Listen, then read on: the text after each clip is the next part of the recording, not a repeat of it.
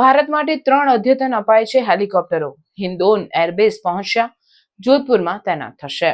ભારતીય સેના માટે 3 અહમ એપાચે ખાલસાઇટ હેલિકોપ્ટર આજે હિન્ડોન એરબેઝ પર પહોંચ્યા છે.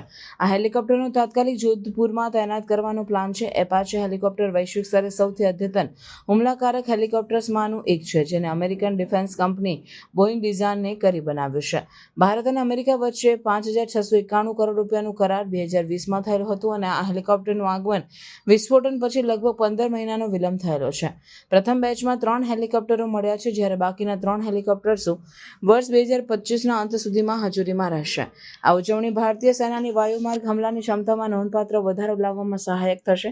આ માટે પહેલેથી જ જોધપુરમાં એપાચે સ્ક્વોડ્રોન સ્થાપિત છે અને હવે આ હેલિકોપ્ટરો તૈનાત કરવામાં આવશે. એક કારણે આ એપાચે હેલિકોપ્ટરો ભારતીય સેના માટે હવા પર ચાલતા ટાંક તરીકે ઓળખાય છે.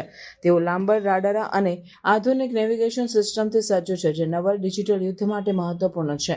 આ પ્રગત ટેકનોલોજી હેલિકોપ્ટરો ભારતને પશ્ચિમ સીમા દ્વારા જોખમ દૂર કરવા અને વધુ સશક્ત સૈન્ય ક્ષમતા વિકસાવવામાં મદદ કરશે. આ સાથે સાથે ભારત સ્થાનિક સ્તરે પણ લાઇટ કોમ્બેટ હેલિકોપ્ટર પ્રચલનના વિકાસ પર કામ કરી રહ્યું છે, જે ઉચ્ચ ઊંચાઈઓ પર કાર્યક્ષમ છે. આ સાથે ભારતીય વાયુસેનાએ સપ્ટેમ્બર 2025 સુધીમાં MiG-21 વિમાનની સેવા નિવૃત્તિ કરી દેવાની જાહેરાત કરી છે. આ ફાઇટર જેટની સેવા અત્યાર સુધીમાં અનેક દશકો સુધી ચાલી.